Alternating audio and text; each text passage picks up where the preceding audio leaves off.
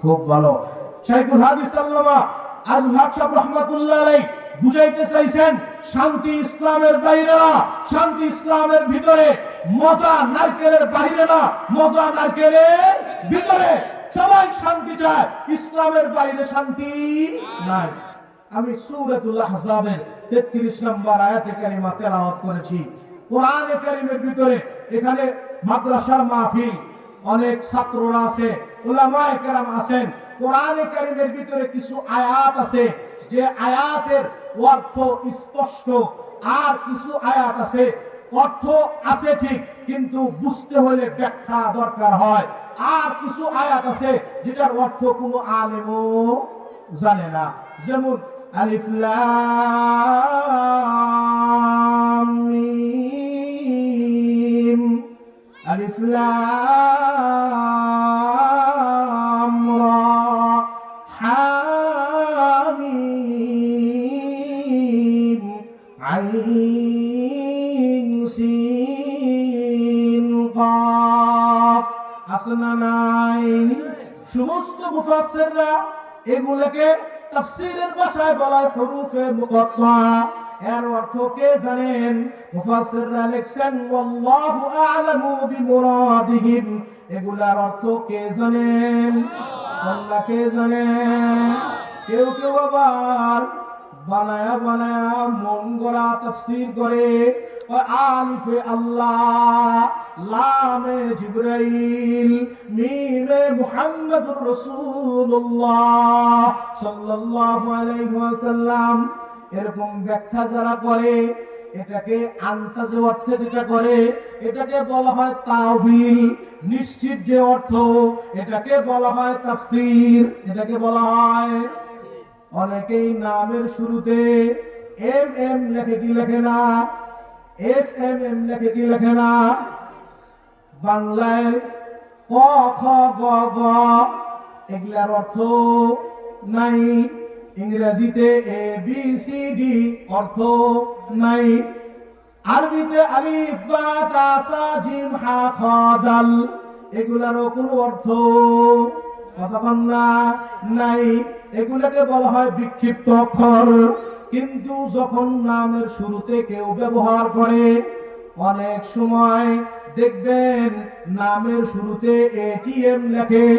কতক্ষণ না ATM Mustafa Kamal, ATM Mustafa Kamal সে লেখে। আর একজন লোক তাকে বলে, এতে তাফসীর করে, এতে আবু, টিতে তুফাইল। ডাক দিছে, ও তুফাইল, ও আবু তুফাইল মুস্তাফা কামাল। হে লোকটা কহে, বেটা আমি তো আবু তুফাইল মুস্তাফা কামাল নই। এতে আবু হয়, টিতে তুফাইল হয়, তাহের হয়। আমি তো আবু তুফাইল মুস্তাফা কামাল না, আমি হলাম আবু তাহের মুস্তাফা কামাল। তখন তার অর্থটা কতক্ষণ না অর্থটা কি? বা সূরাতুল আহজাবে যে আয়াতে কারিমা তেলাওয়াত করেছে আল্লাহ বলেন এটা অস্পষ্ট না। ওয়াকারনা ফি বুয়ুতিকুন্না ওয়ালা তাবাররাজনা তাবাররুজাল জাহিলিয়াতিল উলা। ও মুসলমানের নারীরা, ও নবীর বিবিরা, তোমরা ঘরের মধ্যে অবস্থান করো জাহিলিয়াত অসভ্য যুগের নারীদের মতো তোমরা বাহিরে বের হয়ো না। এটা কি স্পষ্ট না অস্পষ্ট? কতক্ষণ না এই আয়াতের অর্থ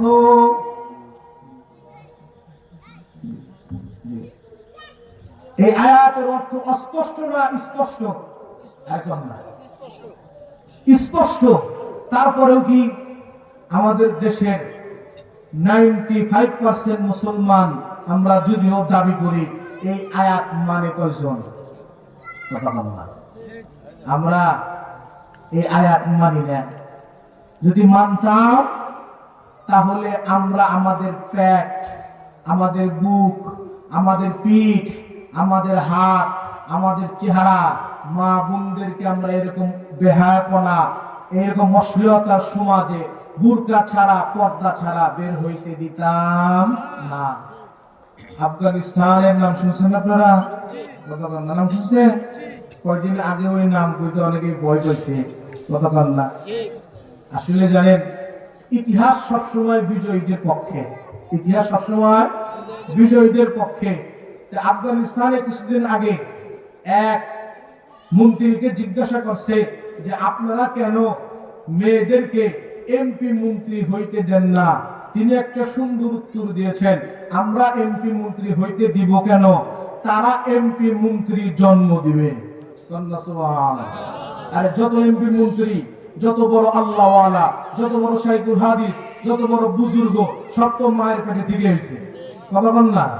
হ্যাঁ, এজন্য আমার সময় বেশি নাই। আমি যে আয়াত তেলাওয়াত করছিলাম, হযরত আসলেই আমি ছেড়ে দিব, এজন্য আপনারা বিচলিত হয়েন না। আসবেন, আমি সুবহানাল্লাহ, কথা বলেন নাই। এখন আফগানিস্তানের একজন আমির ছিলেন, নাম হলো আমিরে দোস্ত মুহাম্মদ। নাম কি? আমিরে দোস্ত মুহাম্মদ। আমিরে দোস্ত মুহাম্মদ তার সন্তানকে পাঠাইছে যুদ্ধের ময়দানে। কোথায়? যুদ্ধের ময়দানে। যুদ্ধের ময়দানে যখন গেছে, 7 দিন পরে দূত বার্তাবাহক খবর দিছে আপনার সন্তান যুদ্ধের ময়দান থেকে পালায় গেছে। আপনারা বলেন, আমাদের সমাজে যখন ছেলে গাঞ্জা খায়, ইয়াবা খায়, হিরোইন খায়, বিভিন্ন অপকর্ম করে ধরা খায়, তখন আমরা রাগটা সারি বিবির উপরে। তোর বলা না অবশ্যই হবে। পুরা পুরো 2 নম্বরই করলেই বাড়িতে ঢুকে কি কর, তোর বলা না। আর যদি পুলায় গোল্ডেন প্লাস পায়, জিপে 5 পায়, তখন 4 দোকানে বসে কলার জায়গায় পায়, আমার বলা না। গাঁজা খেলে বউরে কয় তোর বলা, আর যখন ভালো হয় আমার বলা না। তখন বাস্তব না বাস্তব? এখন আমিরে দোস্ত মোহাম্মদ অন্তর্মহলে ঢুকে বিভিন্ন কর তোর বলা যুদ্ধের ময়দান থেকে পালায় গেছে, এই বলা তো বাবা না। বিবির শাসায় এখন লম্বা বয়ান আমিরে দোস্ত মোহাম্মদ করার পরে, আপনার বয়ান শেষ হয়েছে? আমার বয়ান শেষ। আমার বয়ান শোনেন, আমার বয়ান আপনি ভালো করে শোনেন। আপনার দূত, আপনার বার্তাবাহক যে মেসেজ দিয়েছে, যেই খবর পাঠিয়েছে, এই খবর ভুয়া, এটা মিথ্যা। আমার সন্তান যুদ্ধের ময়দান থেকে পালাইতে পারে না। এখন বিবি পালাইতে পারে না, আর দূত বার্তাবাহক খবর দেয় যে না, আপনার ছেলে পালায় গেছে। 7 দিন পরে আবার খবর আসছে আপনার ছেলে যুদ্ধের ময়দানে বিজয় লাভ করে আসতেছে। এখন আমার বলা না। কিন্তু অন্তরে জ্বালা আছে না নাই? আমার বিবি কেমনে বললো, আমার বিবিটা কেমনে বললো আমার সন্তান যুদ্ধের ময়দান থেকে পালাইতে পারে না? আপনার দূত, আপনার বার্তাবাহক যে মেসেজ পাঠিয়েছে এটা ভুয়া। তখন আমিরে দোস্ত মুহাম্মদ অন্দরমহলে ঢুকে বিবিকে বলে, ও বিবি, এটা তুমি কেমনে বললা? তখন আমিরে দোস্ত মুহাম্মদের বিবি বলে, আপনি তো বাদশা, শুনেন, আপনার কাছে বিভিন্ন জায়গা থেকে হাদিয়া তোহফা আসে, আপনি ভালো করে শুনেন। আমার এই সন্তান যখন আমার গর্ভে এসেছে, ওয়াল্লাহি বিল্লাহি তাল্লাহি, আল্লাহর জাতের কসম করে বলি, আপনার একটা টাকাও আমি খাইনি। সুবহানাল্লাহ বলেন না? তাহলে তুমি কেমনে খাইছো? আমি নিজ হাতে টুপি সেলাই করেছি, এটা আমি বিক্রি করিয়েছি, এটার মাধ্যমে আমি খেয়েছি। কন্যা সুবহানাল্লাহ। কোন যারা চেয়ারম্যান, মেম্বার, এমপি, মন্ত্রী থাকে, খালি বেতনের টাকায় আহে না, বহু টাকাও আহে। কথা বুঝলেন না? মৌলবীদের কাছেও আসে, কথা আসে, আর কি আসে না? তবে সব মৌলবী না, যারা দেখবেন সব জায়গায় আছে, আছে না নাই? সুবিধাবাদী আছে না নাই? আওয়ামী লীগ থাকলে আমি আওয়ামী লীগ, বিএনপি আসলে আমি বিএনপি, আবার জাতীয় পার্টি গেলে আমি জাতীয় পার্টি। যখন সেদিকে সূর্য ওঠে এইদিকে ঘুরে দাঁড়ায়, আছে না নাই? খুব ভালো করে বুঝবেন, এটা প্রশংসা সামনাসামনি করা ঠিক না। আপনাদের মাদ্রাসার যিনি প্রতিষ্ঠাতা পরিচালক হযরত মাওলানা মুফতি জাকারিয়া হোসেন সাহেব, তিনি অনেক ভালো একজন আলেম। আপনারা একজন দক্ষ আলেম পেয়েছেন, শুকরিয়া আদায় করেন আলহামদুলিল্লাহ।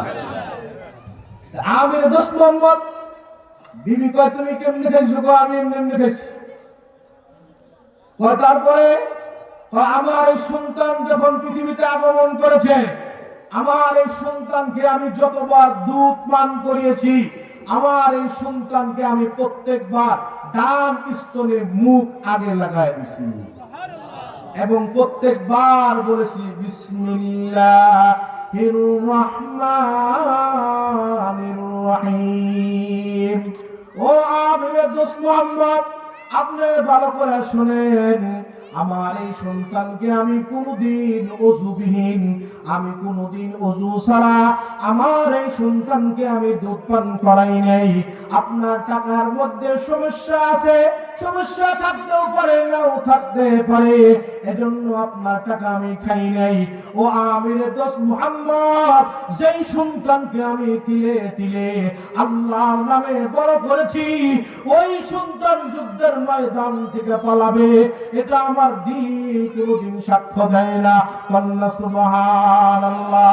এজন্য আমরা চাই আমাদের মা বোনেরাও পর্দার ভিতরে থাকুক, তাদের গর্ভে থেকে জুনায়েদ বাগদাদী বের হবে, তাদের গর্ভে থেকেই বড় পীর আব্দুল কাদের জিলানী বের হবে, তাদের গর্ভে থেকেই শাহ ওলিউল্লাহ মুহাদ্দিস দেহলভী বের হবে, তাদের গর্ভে থেকেই শাহ আব্দুল আজিজ মুহাদ্দিস দেহলভী বের হবে, তাদের গর্ভে থেকেই